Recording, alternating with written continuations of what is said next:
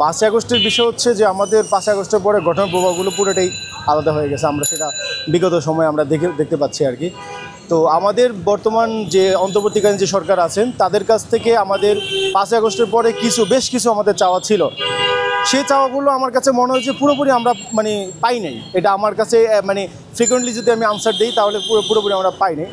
আমাদের হচ্ছে যেই সমস্ত বিষয়গুলো একদম মৌলিক যে অধিকারগুলো আমাদের দরকার ছিল বা যে সমস্ত জায়গাগুলো আমাদের অবস্ট্রাগল ছিল, যে সমস্ত জায়গাগুলো আমাদের ঘাটতি ছিল আগে, তো অন্তর্বর্তীকালীন সরকার সেই জায়গাগুলোতে একটু ফোকাস দেওয়া উচিত ছিল বলে আমি একটু বেশি করে আমি মনে করি। আর সেই সাথে হচ্ছে যে তার যে সরকার যে প্যানেল আছেন এই প্যানেলের বাকি যে সদস্যগুলো আছে, বিভিন্ন উপদেষ্টা যারা আছেন, তাদেরও বিভিন্ন খাতে আরেকটু কনসার্ন হওয়া উচিত ছিল বা এখন পর্যন্ত কনসার্ন হওয়া উচিত বলে আমি মনে করি। তো সেই প্রেক্ষাপটে বলতে গেলে যে 5ই আগস্টের আগে ভালো ছিলাম কি 5ই আগস্টের পরে ভালো আছি কি না, সেই প্রশ্নটা আশা করি আমার এই উত্তরের মাধ্যমেই আশা করি পেয়েছেন আপনারা। ওকে, ফাইন। এখন আপনার এই প্রশ্নের আলোকে আমি রিসেন্টলি একটা ঘটনা আমার মনে পড়তেছে। একটা স্টুডেন্ট সে তার after completing graduation, post graduate সে কমপ্লিট করার পরে সে একটা ভালো একটা জব ফেভার করে। এখন দেখা গেছে বিসিএস যারা ক্যাডার হয়, একটা প্রথম শ্রেণী দ্বিতীয় শ্রেণীর যে সমস্ত চাকরিগুলো হয়, এই চাকরিগুলো দেখা গেছে সিট অনুযায়ী বা কোটা পদ অনুযায়ী সবাই পাবে না, স্বাভাবিক। বাট সবাই যে মেধাবী না বা সবাই যে যোগ্যতা অর্জন করে না বা যোগ্য না সেটাও কিন্তু না।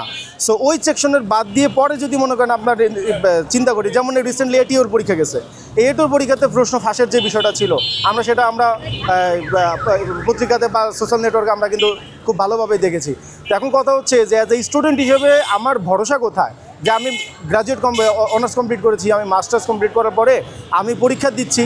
এখন এই পরীক্ষাটা যে আমি দিচ্ছি, বাকি যাদের সাথে পরীক্ষা দিচ্ছি সে বাকিরাও কি আমার মতো ক্যান্ডিডেট কিনা, নাকি তারাও এক্সট্রা ফেসিলিটিস পাচ্ছে বিভিন্ন টাকার মাধ্যমে, এই বিষয়টা খুবই কিন্তু ইম্পর্টেন্ট। তো এই জায়গা থেকে হচ্ছে যখন আমি দেখতে পাচ্ছি যে এটিওর পরীক্ষাটা প্রশ্ন ফাঁস হচ্ছে, এরকম আরও বেশ কিছু পরীক্ষা যেটা আমাদের আগের যে ইন্টারিম যেটা ছিল, যে সমস্যাটা ছিল, সেই সমস্যাটা কিন্তু পুরোপুরি এখনও সমাধান হয় নাই। তো এই ক্ষেত্রে আমি বলতে পারি যে বর্তমান গভর্নমেন্ট এই জায়গাটাও ফোকাস দেওয়া উচিত, এবং অ্যাজ এ স্টুডেন্ট হিসাবে, অ্যাজ এ ভবিষ্যৎ চাকরি প্রত্যাশী হিসাবে আমি চাই যে এই জায়গাটা আরও স্ট্রং করা উচিত এবং এই জায়গাটাতে সরকারকে আরও বেশি নজর দেওয়া উচিত, যেন প্রত্যেকে যেন সমানভাবে এই বিষয়গুলো তারা পেতে পারে, যে পড়াশোনা করার পরে তারা তাদের যোগ্যতাতে তারা চাকরি পাবে।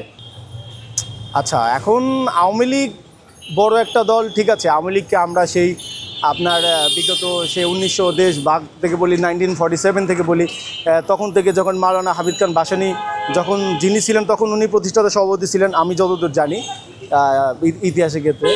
এখন কথা হচ্ছে মাওলানা হামিদ খান ভাসানী সহ আমাদের যে তারা বড় বড় যে সমস্ত লিডাররা ছিল, অর্থাৎ আমাদের বিফোর 1971 1971 সালের আগে যে নেতাগুলো ছিলেন, তো ওই ধারার রাজনীতি পরবর্তীতে আওয়ামী লীগ করবে কিনা, বা এই যে 1971 থেকে আপনার এই 2024 পর্যন্ত যে একটা বড় একটা সময় ছিল এবং তাদের যে সময়কালে যে অবস্ট্রাগলগুলো ছিল, এই অবস্ট্রাগলগুলোর ব্যাপারে তারা কি বলে, তারা কিন্তু এখনও কিন্তু সেই বিষয়ে ক্লিয়ারিফাই করে নাই। আমি যেটা মনে করি আওয়ামী লীগের সবাইকে খারাপ বলছি না, আবার সবাই যে ভালো সেটাও বলছি না।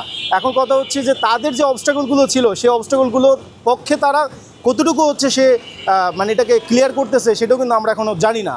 আর দ্বিতীয়ত কথা হচ্ছে, দেখেন, একটা মানুষ যে আপনি 10 জন মানুষকে হত্যা করা বলেন আর একজন মানুষকে আপনি হত্যা করা বলেন, দে আর ইকুয়াল, এটা আমরা মনে করি, ঠিক আছে। আমরা ইসলাম ধর্ম আমরা বলি যে কেউ যদি অন্যভাবে মুসলিম উম্মার একজনকে হত্যা করে সেজন্য পুরো মুসলিম উম্মাকে হত্যা করে ফেললো। সো আমরা এই পর্যায়ে দেখি যে আমাদের বিগত যে আমাদের যে জুলাই অভ্যুত্থানের কথা বলতেছি, সেই জুলাই অভ্যুত্থানটা একটা সিগনিফিকেন্ট একটা ভূমিকা পালন করে। এই বিষয়টাতেও কিন্তু আলটিমেটলি এখন পর্যন্ত আওয়ামী লীগের বক্তব্যটা আমরা আসলে ক্লিয়ার বলতে পারতেছি না আর কি, অ্যাজ এ জেনারেল স্টুডেন্ট বা একজন সাধারণ নাগরিক হিসাবে। আর দ্বিতীয়ত হচ্ছে যে সামনে যে আপকামিং যে ইলেকশনের কথা যদি বলতে চাই, সেটা হচ্ছে, দেখেন, আমি চাই ব্যক্তিগতভাবে যে ইলেকশনের পরে যেই আসুক না কেন, সে আমার যে ব্যক্তিগতভাবে মৌলিক অধিকারগুলো আছে, অ্যাটলিস্ট আমার মৌলিক অধিকারগুলো আমার ঠিক থাকবে। আমার মৌলিক অধিকারগুলো ঠিক রাখার পরে আমার জীবনের যে একটা নিরাপত্তা থাকে, আমার দেশে যেখানে যেখানে করাপশন আছে সেই করাপশনগুলোকে সে নির্মূল করবে। দেশকে নিজের করে নেওয়ার যে একটা স্পৃহা, এই স্পৃহাটা মানুষের ভিতরে একদম সেই ফুটপাতের একটা ছেলে থেকে শুরু করে একদম সে উট্টালিকা পর্যন্ত সবাইকে এই বুকে ধারণ করতে হবে।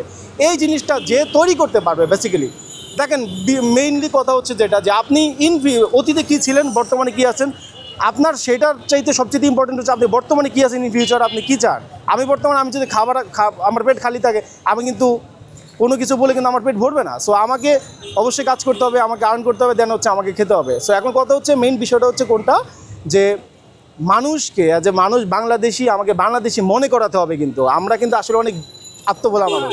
সো যেই দলই ক্ষমতা আসুক না কেন, সেই জন্য এই জিনিসগুলো মাথায় রাখে যে মানুষের মৌলিক অধিকারগুলো ঠিক থাকবে, দেশের অবস্ট্রাগলগুলো সে নির্মূল করবে।